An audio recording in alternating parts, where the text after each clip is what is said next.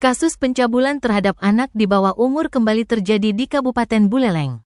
Pelakunya adalah seorang pemuda berinisial BFG yang berasal dari Kecamatan Geroga. Pemuda bejat ini tega mencabuli seorang remaja berusia 14 tahun. Kasih Humas Polres Buleleng, AKP Gede Dharma Diatmika mengatakan bahwa peristiwa ini terjadi pada Jumat, tanggal 30 Agustus tahun 2024, sekitar pukul 1 WITA di salah satu desa di Kecamatan Geroga. Baik korban dan pelaku diketahui sama-sama berasal dari Kecamatan Geroga. AKP Gede Dharma Diatmika pun membeberkan kronologis kejadian.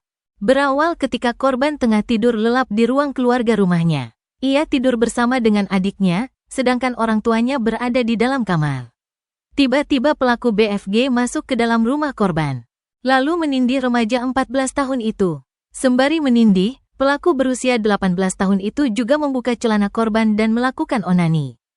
Korban yang merasa ada keanehan pun bangun dan terkejut saat mengetahui bila BFG tengah mencabulinya. Remaja 14 tahun itu terbangun dan menangis karena ketakutan. Lantaran korban menangis, pelaku kemudian kabur meninggalkan rumah tersebut. Peristiwa tersebut kemudian diceritakan kepada orang tuanya, yang berujung laporan ke Polsek Geroga pada Jumat, tanggal 30 Agustus tahun 2024, sore.